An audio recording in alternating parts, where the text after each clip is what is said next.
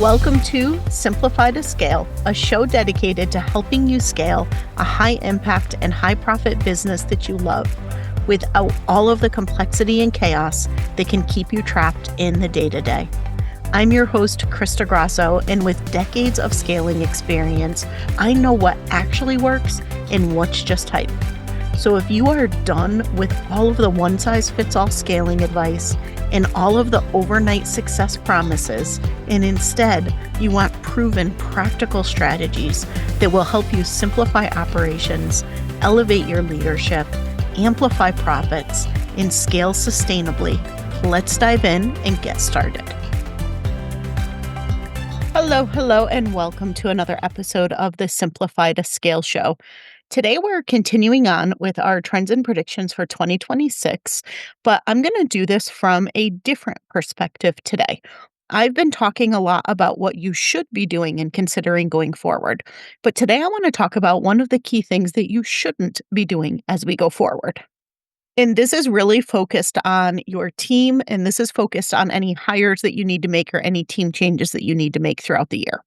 Something you might know, but is worth repeating and really taking some time to reflect on, is that you and your team are only as good as your weakest member. And so I want you to think about that for a moment. When you think about your team today, and whether that is a team of full-time employees, a team of contractors or freelancers or fractionals, when you look at all of the people that you have who are there to support you, especially those who work together, who is the person who is kind of the weakest link in the team? And now this doesn't mean they're a bad person, doesn't mean they may not be lovely to work with or a really enjoyable part of the team. But if they're not effectively doing their job, one of the things that a lot of people don't quite realize is just how big of an impact that has on the business as a whole and on the rest of the team members. And I'm going to give you an example. I tend to have really incredible team members, like rock star A+ team members. And I had brought someone onto the team a while back, and I wasn't fully sure about her. She presented really, really well in the interview process. She seemed like exactly what we needed. But when she got in and she got started, I started to notice red flags really quickly. And I'm one who likes to make really quick decisions, right? I'm usually really dead on with hiring, but every now and then someone just presents really well going in. And that's part of why I do an initial 30 and 90 days with people to confirm that what they presented throughout the entire interview process actually matches what they do once they are a part of the team. And no matter how good someone is within another business, every team culture is different. Every team works differently. So could she be really effective and really strong working within our team and within our culture? And again, I started to notice some red flags right from the beginning. But she was an absolutely lovely human. Everybody loved her as a person, and everybody was super committed to helping her be successful. Part of having a really strong team is that they take that team approach. They very much take ownership of things. And so they took ownership of getting this person up to speed and really being successful and being what they thought she could be, just like I thought she could be. And I had been ready to replace her way earlier than my team was ready. But every single one of them really asked, is it okay if I work with her? I think maybe if she just understands this a little differently. I think maybe if we could pair together on this and she could see what it's like, she'll do better. And so everyone individually came to me and asked if they could work with her because they really wanted to see her be successful. And I so appreciate that about my team. They're very much a like no one left behind kind of group. They take ownership of results. If they see someone's not performing at the level that they need to, they'll jump in and try to help. And so the intention was super positive, but the impact, not very positive at all. What happened was my A+ players all of a sudden started operating at more of a B level. And then all of a sudden their performance started dropping even more. And they couldn't see it. They were like, "Well, I'm only spending like an hour with her a week. It can't be that. I'm only doing this. It can't be that." But what they didn't realize and what I could see and what I've since seen since we made a change with that team member and the dramatic level of impact that it had on the business. Because what was happening was it wasn't just that they were spending an hour out of their time to meet with this person or to work with this person. It was that when this person made mistakes or when this person wasn't doing what they needed to do well or in the right way, it made the team members super distracted because they were hyper vigilant knowing that she might not get something right. So they would stop what they were doing to check what she was doing to make sure that things went out properly and that I wasn't impacted because they're really good about protecting my time. So their normal focus became very unfocused and very distracted because they were always looking at what was she doing? Did she do it right? Was she okay? Did she need anything? So that 1 hour wasn't really an hour. They might have met with her in person, they might have met with her over Zoom for an hour, but it was really a whole lot more of their time. But aside from just the time itself, it was the context switching. It was the last minute emergencies, realizing that something was wrong and having to drop everything and go and fix it. And even if it takes 5 minutes, even if it takes 30 minutes, however long it takes, it's not the elapsed time, it's what it does to the mental load. It's what it does to the focus, and it's what it does anytime you switch context where you start to lose productivity. You just simply lose the momentum that you had because you were focused, you were in flow, and all of a sudden you got pulled out of it. Now you need to take time to regain and get back up to where you were before. And I don't know if this has ever happened to you. It happens to me all the time. But when I am in the zone, I am in the zone. And the second I come out of it, I cannot get back into it. I can try every hack, every trick, everything under the sun. And it is very rare that I could get back into the zone once I get pulled out of it, especially if I get pulled out of it unexpectedly. If I get the emergency text or the emergency message that says, "Hey, this is broken, need your help. Hey, this just happened. Wanted to let you know we're working on it, but we're not sure how to solve for this." Right, those sorts of things all of a sudden take you from, like, this super flow state, everything's amazing, right? Usually, I'm in a place where I'm creating a ton of content or I'm pulling something together for a podcast episode or something, and then all of a sudden, I'll get sucked down into this firefighting, everyone's frustrated, nobody knows what's going on state, and it's, like, just really hard to mentally get back to that place of creativity and possibility in the place that you need to be in sometimes when you are doing big, high level thought leadership content and things of that nature. And so what ended up happening was the entire team's performance dropped, and it dropped noticeably. Like people who never missed things were missing things. The team overall was making mistakes and like stupid mistakes, things that they would never normally make mistakes on. And they could not see the direct correlation of how this other person on the team was impacting that. But they couldn't understand the mistakes that they were making either because we would talk about it. And I'm like, you've never made mistakes like this. And all the time that you've been here, what do you think is happening? And so we would literally be curious about it and try to explore what's the root cause of what's going on here. Because as a whole team, everyone's making mistakes. What's going on?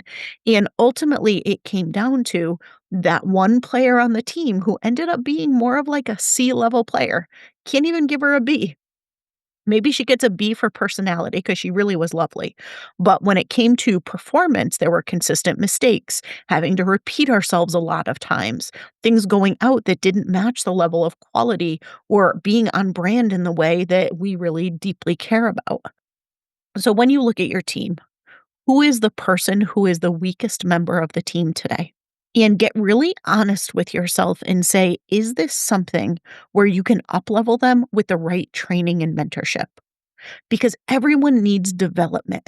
And no matter how good somebody is in their current role, as your business continues to grow, as your expectations continue to grow, as you level up, you start to see things through different eyes. Sometimes something that you thought was A plus behavior, all of a sudden you realize, oh, that was barely B behavior, but you didn't recognize it at the time. But as your own standards and as your own expectations level up, you kind of hold your team to that because they need to come up with you. And so, whether it's a matter of standards leveling up or whether it's a matter of the business itself actually growing and scaling and needing something different, even your very best people will always need mentorship and development. Does not necessarily mean there's anything wrong with them. It means that they've outgrown their current skill, their current capability, and you're going to need to invest in them just like they're going to need to invest in themselves in order for them to continue to be the right person on your team. Sometimes, unfortunately, you just hit an impasse where either they are incapable of going further than where they currently are, or they are unwilling to invest the time or the money or the energy into really taking their own skill and their own capabilities to the next level.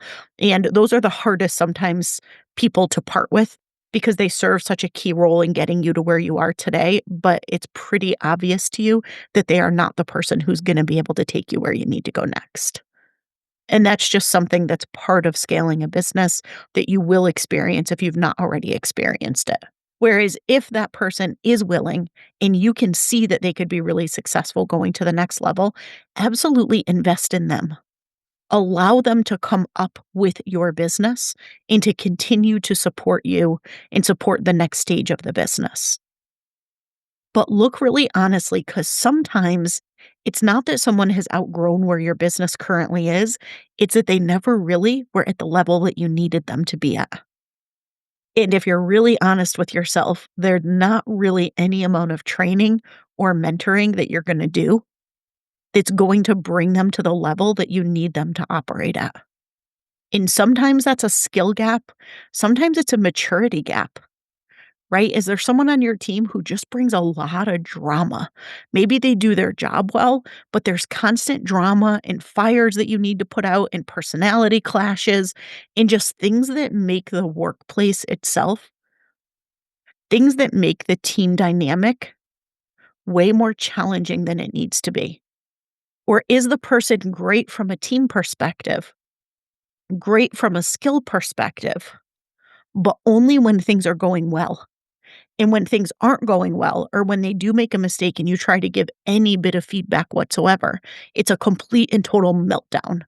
There's defensiveness, there's the inability to actually hear what you're trying to say, right? Sometimes it's more of a maturity thing where they might be good at what they do. And at the best of times, they're really great on the team.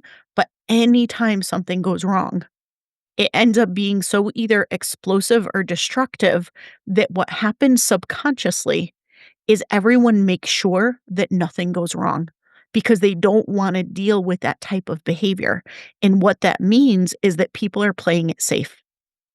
People aren't probably taking the risks that you need them to take or pushing things to the level that you need to really break through that next level of growth, especially if you're at a plateau, because when someone knows they're gonna get that very almost volatile or reactive kind of response from someone, they will play it safe to ensure that that does not happen, and you don't want that either.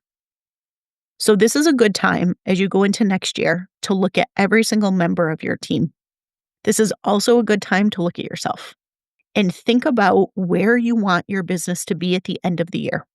Think about the end of 2026 and what you want to have accomplished in the business financially, from a goal perspective, from an impact perspective.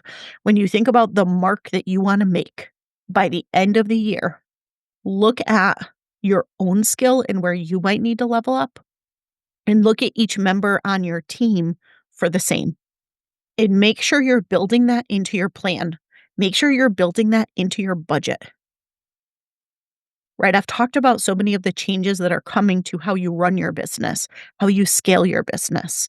If you know your team needs to develop those skills, send them to me and put them through my certification and mentoring program. But if you realistically know that they are not the right person to be bringing your business forward, find someone else and bring them into the team, and do it as quickly as possible. Because even when you think it's not that big a deal, it doesn't take that much time. So and so is making sure that everything happens on time just in case they make mistakes. What's actually happening is the whole performance of your team is dropping. The results that your business could be getting, you're not going to see in the same way. The cost of a low performer is far greater than most businesses realize. And as I've been sharing, there is no room for waste in a business in 2026, and that includes with your team. So make sure you're not bringing a low performer with you into the new year. I hope this gave you some things to think about related to your team so you are set up for success and scale as we go into the new year. If you would like to explore training or certification for your right-hand person or your operational team, check the show notes below for the link. And of course, if you yourself are looking for support, let's chat. You could put time on my calendar at strategicopsinstitute.com/consult, and we could look at ways that we can partner together going into the new year. And I will see you again next week. Thanks so much for tuning in to this week's episode of Simplify to Scale. If you'd like to take things further, I invite you to join me for my Scale Smarter, Not Harder interactive workshop. Head to strategicopsinstitute.com/scale smarter to get registered. Not only will we dive into what might be keeping you trapped in the day-to-day, but you'll have the opportunity to ask me your questions live. If you got value out of today's episode, I'd love if you'd take a moment and rate and review the show so more businesses can learn to scale more simply and sustainably. Be sure to subscribe so you never miss an episode, and I'll see you again next week.